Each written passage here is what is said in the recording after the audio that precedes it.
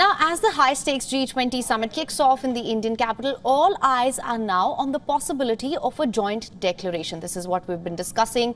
So far, reports say the G20 negotiators, they failed to arrive at any consensus over the wording of the summit declaration, specifically concerning the war in Ukraine. Any possibility of a breakthrough lies totally on the two-day leaders summit, and as per news agency Reuters, that has seen the 38-page draft, the document, it's been reportedly circulated among the members, and it leaves a paragraph on geopolitical situation blank. The blank space potentially overshadows agreements on the 75 other paragraphs, which include climate change, cryptocurrencies and reforms in multilateral development banks. G20 Sherpas were struggling for days to agree on the language. The differences obviously persist. However, India hopes to get Russia on board. In the absence of an agreement, India will have to issue a chair statement. If such a situation arises, it would mean that the G20 will not have a declaration for the first time in 20 years of summits.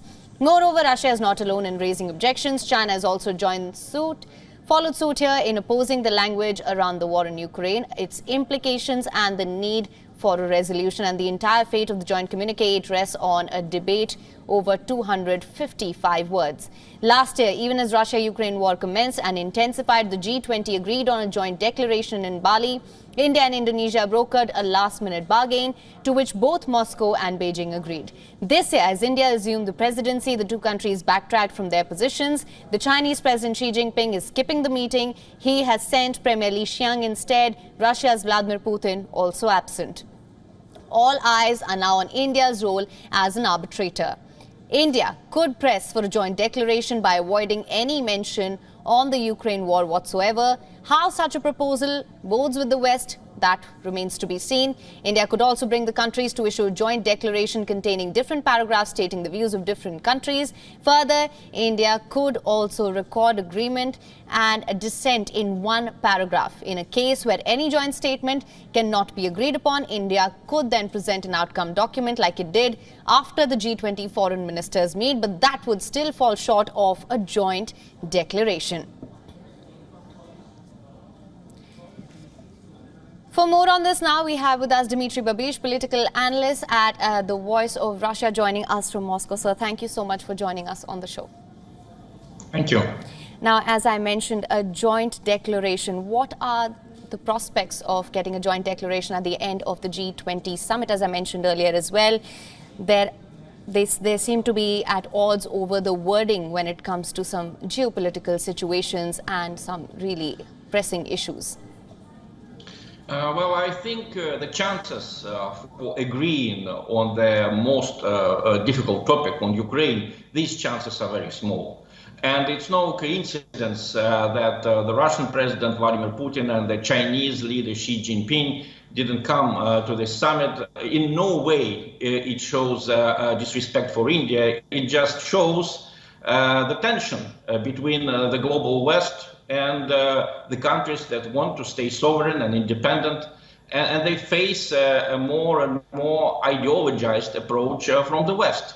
Let me remind you that in their early years in power, Vladimir Putin and Xi Jinping traveled a lot. You know, their children studied abroad in Western countries. So it was not Putin's choice. It was not the choice of Xi Jinping that relations became so tense. I think it was primarily the consequence of a more and more exclusive, non-inclusive approach of the global West. And certainly in this situation, just talking personally to Mr. Biden doesn't make sense, neither for Putin nor for Xi, because there are not going to be any changes in Biden's position. He's, in that sense, he is a hostage to his ideology. That's what I would say. Right. Now, Mr. Babish, like as I spelled out the other likely scenarios as well, what sort of a consensus do you think can be reached?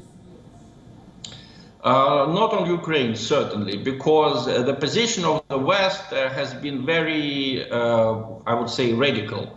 I mean, in Russia, you can have differences of views on this war. For example, I can say that in a formal way, certainly President Putin breached certain international rules when he made his order on the 24th of February 2022.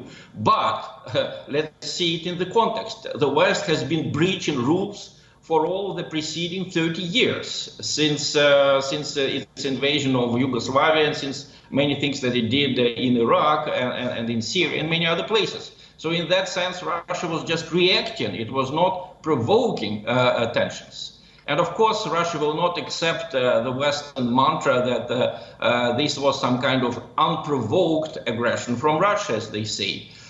In that sense, China is with Russia, not because China wants to invade Taiwan or because China is an autocracy and China doesn't like Ukraine. No. China is just angry about this double standard approach of the West. The West has one standard for itself. The West can invade Yugoslavia and Iraq and Syria and other countries and Libya, and Russia and China have to stay in their borders without exerting any influence abroad. Any influence that they exert is immediately met with resistance by the West and its allies. So this is not the kind of world that would suit not only Russia and China, but many other countries which strive to be independent and which strive to be sovereign. In order to understand better the situation, let me remind you that India was very unhappy when the United States supported Pakistan in the 70s, despite lots of terrorist acts from the side of Pakistan. In the same way, the fact that the West is completely on the side of Ukraine, equipping it with cluster weapons, with depleted uranium, artillery shells, of course, this makes Russians angry because not only Russia committed cruel acts in Ukraine, Ukrainians, before the war committed lots of terrorist acts. And you can read it even in the Western press. Read the latest article by The Economist entitled "Inside Ukraine's Assassination Program." Please just type these words and you will see that article. All right. Well, Mr. Babish, thank you so much for joining us on WION World is One with your insights on this. WION is now available in your country. Download the app now. Get all the news on the move.